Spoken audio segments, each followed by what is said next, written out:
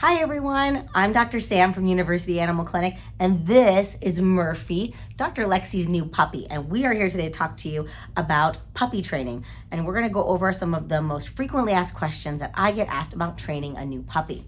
And first is teething. So how do we stop a puppy from teething? Huh, Murph? Yeah, I know, it's all you wanna do, right. The biggest tip is just that as they get old enough and all their puppy teeth fall out, they're going to stop teething.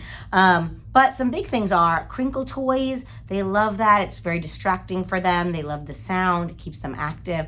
And then cold things. So you can either take a rag that's large enough that they can't swallow it or destroy it, put it in the freezer and let it freeze, and then let them chew on that. It's nice and cold on their gums. You can also find online at the pet store lots of great teething toys that you freeze, put water in and freeze, that they can then use to chew on.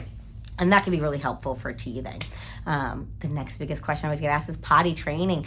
And it really makes a big difference whether you're inside, outside. There's all kinds of different tips for both of those. But the biggest thing they all have in common is consistency. If you can go out the same door every time, say the same thing every time. So if it's gonna be go potty, go pee-pee, whatever your word is gonna be to trigger them to know that that's what you're expecting them to do, use that every time. So if you can keep that consistent, then that will help them know what you're asking of them. And the other big thing you can use to help with potty training is crate training. So generally in a crate, we want it to only be big enough that they can turn around in it.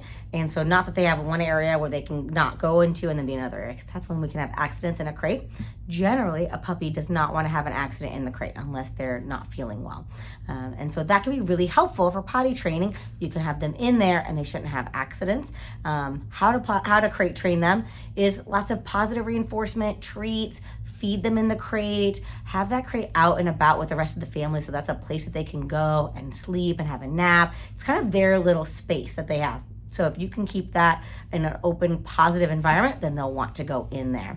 Speaking of positive reinforcement, a lot of trainers nowadays, there's been some new studies to show that negative reinforcement really doesn't have any benefit when it comes to training. It only has some negative connotations later on. And so most trainers nowadays are only using positive reinforcement. So lots of treats and praise. How does that work then?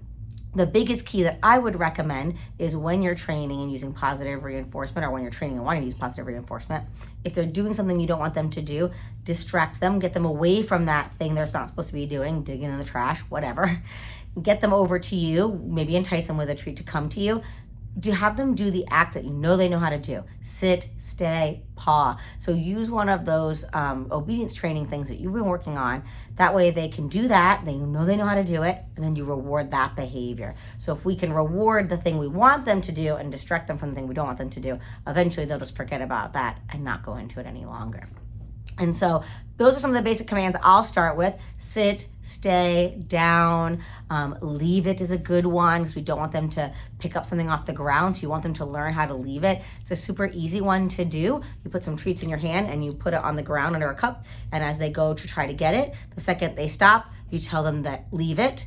And then you give them a treat, a good job, give them a treat. And eventually they get so smart that you do that with the cover and they just look at you like, I'm not gonna go after your hand. I know you're not gonna give me the treat until I do that.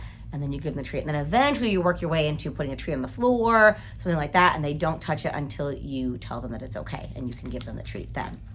So that's a great one to teach. And very helpful if they pick up things you drop. The next big question I get asked is, when do you start obedience training? And I know this can be a hot topic, especially when we talk about vaccines and safety.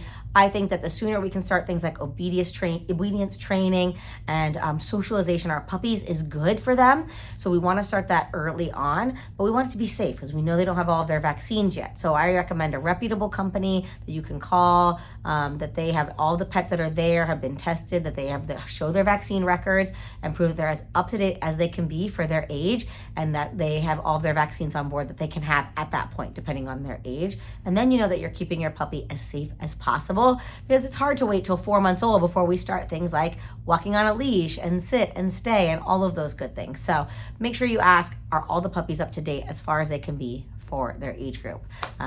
So I hope this gave you guys something to think about when you get your next puppy. If you have any other questions, please leave them in the comments below. I would love to answer them. I'm always looking at these videos. And what do you think, Murphy? You want to say bye? Okay, Murphy, he says, have fun with your new puppy. And if you have any questions, he says, don't ask him. He's not answering them.